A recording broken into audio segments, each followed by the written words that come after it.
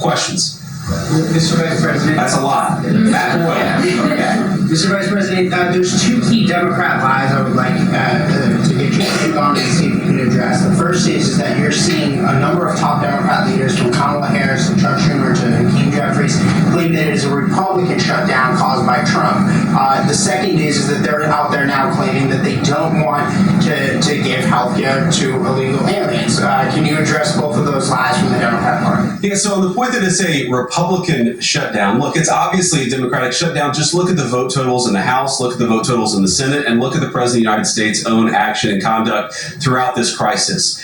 Nearly every single House Republican voted to open the government, Matt. Nearly every single Senate Republican voted to open the government last night. And even to their credit, a few moderate Democrats voted to open the government. That's not a Republican shutdown when nearly every single Senate Democrat votes to shut it down and every Republican voted to open it up. It's just obviously not true. Now, you can disagree about a number of things, but you can't disagree about the obvious fact that Republicans voted to open the government. The president stands ready to sign that opening of the government. We just need a few more Democrats to join us in that effort to open the government. Your final question about illegal alien benefits. Look, the text is very clear. And I even saw, I think it was George Stephanopoulos in an interview with Mike Johnson, did a fact check that was totally rooted in baseless claims. It was basically Democrat propaganda.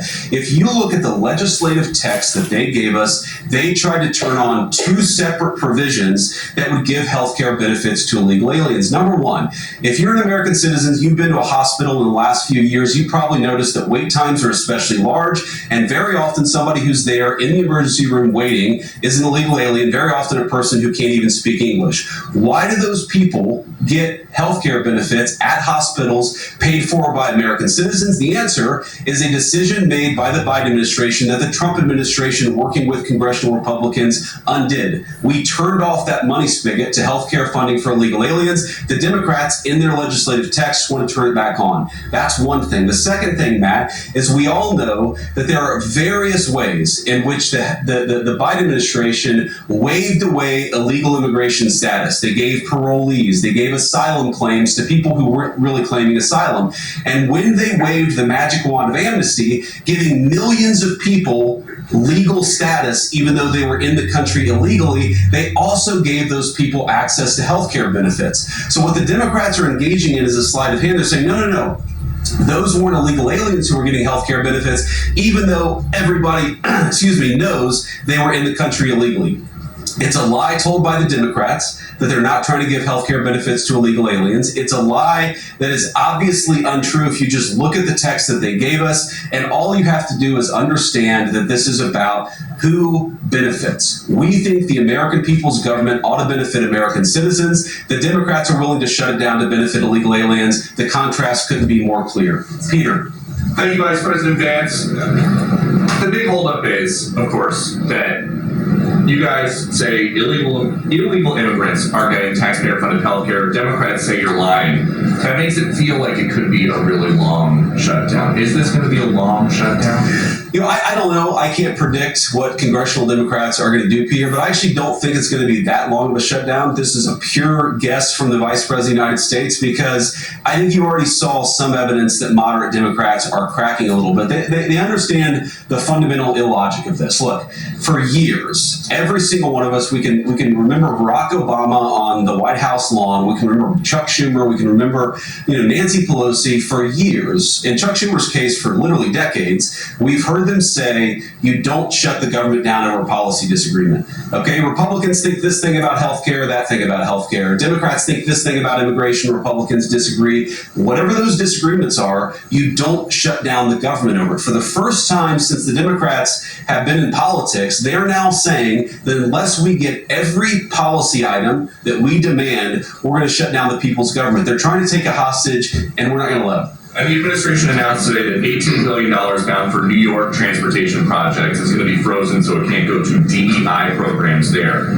But the timing of this, does announcing that today mean that you guys are going to squeeze Chuck Schumer's home state until he blinks? Look, I haven't talked to Russ about this morning, but look, I'm sure that Russ is heartbroken about the fact that he's unable to give certain things to certain constituencies. We want to do everything that we can to help the American people, but when the Democrats shut down the government, we have to actually do a little triage to make sure the most critical and most essential services are provided. The government does a lot of things. Of course, Republicans think that the federal government probably does too much, but there are a lot of critical things the federal government does that absolutely all of us would agree need to do. Our troops need to get paid. Our air traffic controllers need to make sure that people are flying safely and on time. We need low-income people to be able to access the food services that are provided by the federal government. There are critical things that need to be saved. We're going to do everything that we can over the coming weeks, if the shutdown lasts that long, to ensure that people get the essential services that they need, despite the fact that Chuck Schumer has shut down the federal government. It's not going to be perfect because we are in a government shutdown. We are going to have to lay some people off if the shutdown continues. We don't like that. We don't necessarily want to do it, but we're going to do what we have to keep the American people's essential services continuing to run. Thank you. Yeah. Thank you, Mr. Vice President. Thank you for being here. Yesterday, President Trump said, as a result of the shutdown, we'll be laying off a lot of people that are going to be very affected, and the Democrats, they are going to be Democrats.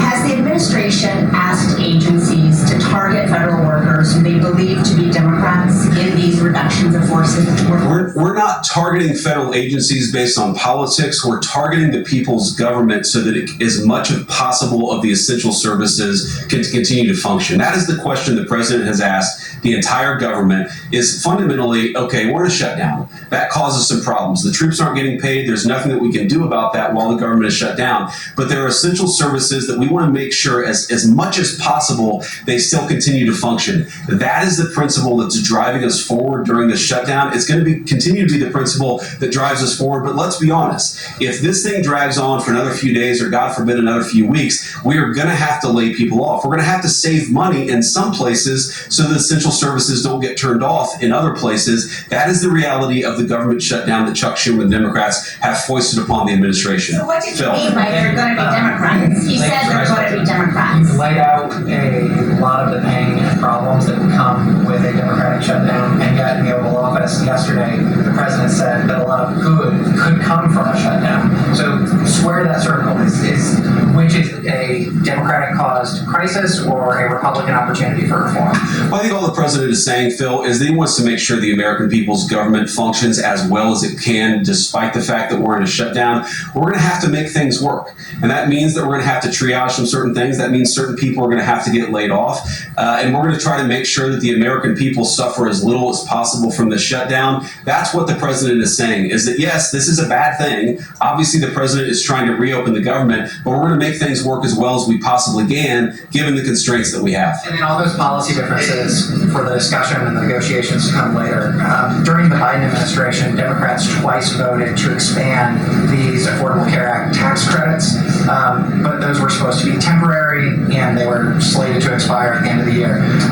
As you sort of crack the door open to negotiation at a later date, would the party that ran on defunding Obamacare really negotiate about potentially expanding Obamacare? Well, Phil, what we've said to the Democrats is that we're willing to have a conversation about how to ensure that Americans continue to have access to health care, and frankly, they should have access to better health care at a lower cost. We inherited a mess of a health care system from the Biden administration. It's why the president has worked so hard on the most favored nation status for prescription drugs. It's why we care so much about lowering the cost of prescriptions and why we're doing everything else. We're willing to have that conversation, but I think it's important to bracket the healthcare policy conversation because it's separate from the government shutdown. We think that we can open the government and then have the conversation about what best healthcare policy to fit the needs of the American people. That's all we're trying to do. That's all we're trying to accomplish. We've got to reopen the government first. Now, Caroline, I don't know how you do this, how you actually choose people, because I don't know 90% of the names in here. Is it just who's the best dressed? Okay, I really like your shirt. Go ahead. Thank you, Mr. Vice President. You are president of the Senate. Can you talk about what you're doing, what the administration is doing, to try to get other Senate Democrats to vote to open the government? Yeah, we're talking to a number of our colleagues, Democratic and Republican, in the Senate. I talked to a number of them last night. The president, of course, is talking to them as well. I think there really are two categories of demands that I've seen privately from congressional Democrats. I think on the one hand, those who are negotiating in good faith are saying, look, we just want to make sure that we're able to have a conversation with the administration about some of the critical needs that we see that need to get fixed over the next few months. We recognize it's kind of absurd, and a lot of them will admit in private that it's kind of absurd to shut down the people's government over these disagreements, but just agree to negotiate with us in good faith on these issues. And of course, we're having that conversation with them. Then there's another category, people who say, give us everything we want or we're going to keep the government shut down. We just write those people off because they're not negotiating in good faith. And frankly, we don't need them. We've already got 3 more Democrats last night than I thought we would get. And I think it's because they recognize the illogic of the position of taking the entire American economy hostage because they don't get their policy priorities. So 3 moderate Democrats joined 52 Republicans last night. We need 5 more in order to reopen the government. And that's really where we're going to focus, is how to get those 5 additional Democrats. Thanks, Mr. Vice President.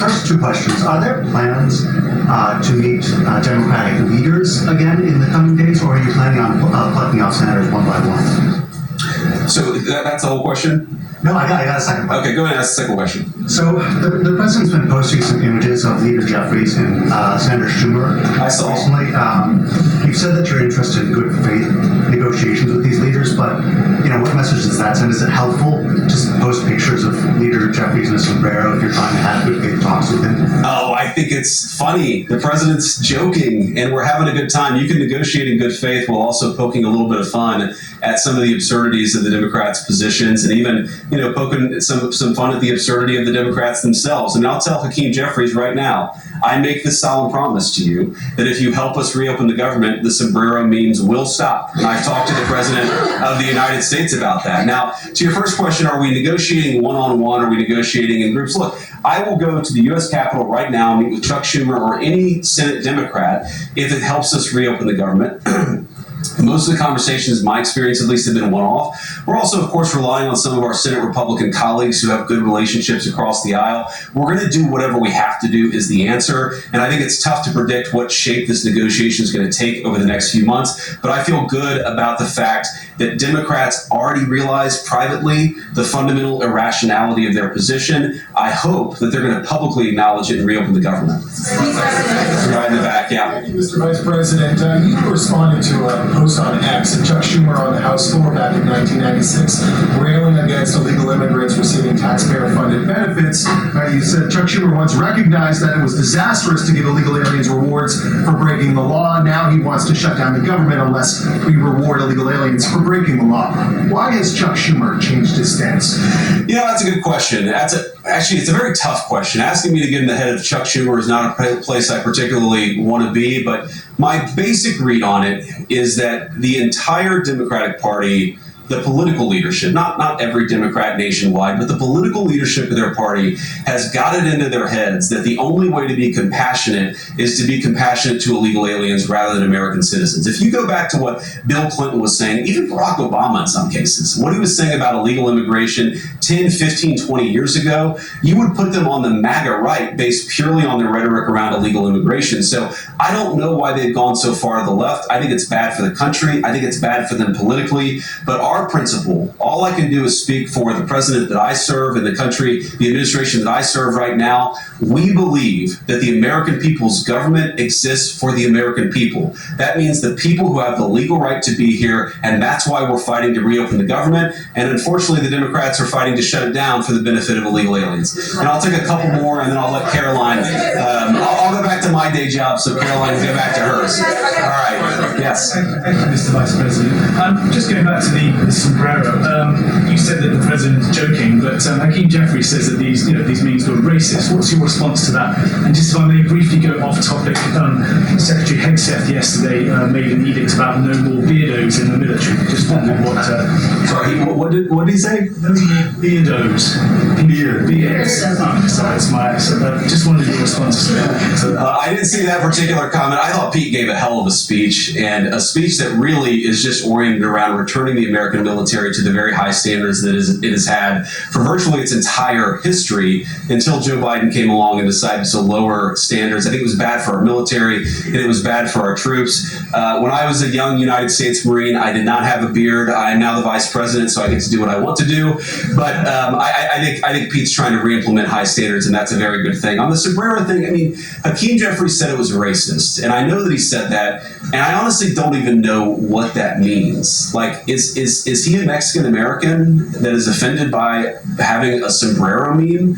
I mean, I saw one of the major TV stations put the meme up and then say this is AI generated, and he had like the curly animated mustache too. It's like, do you really not realize the American people recognize that he did not actually come to the White House wearing a sombrero and a black curly animation mustache? Like, give the country a little bit of credit. We're all trying to do a very important job for the American people. The President of the United States likes to have a little bit of fun when he's doing it, and I think that's okay. I'll take one more question. Mr. Vice President, in every previous shutdown, workers have been furloughed, not laid off. So why does the president want to fire some workers and not just furlough them? Why is this shutdown any different? Well, first of all, we haven't made any final decisions about what we're going to do with certain workers. What we're saying is that we might have to take extraordinary steps, especially the longer this goes on. We're going to have to take extraordinary measures to ensure the people's government operates, again, not perfectly, because it's not going to operate perfectly in the midst of a shutdown, but operate as well as it possibly can. And I think that the Democrats, if they're so worried about the effect this is having on the American people, and they should be, what they should do is reopen the government, not complain about how we respond to the fact that Chuck Schumer and the Democrats have shut down the government in the first place. Thank you, Caroline. Mr. Vice President. Thank you. See you guys.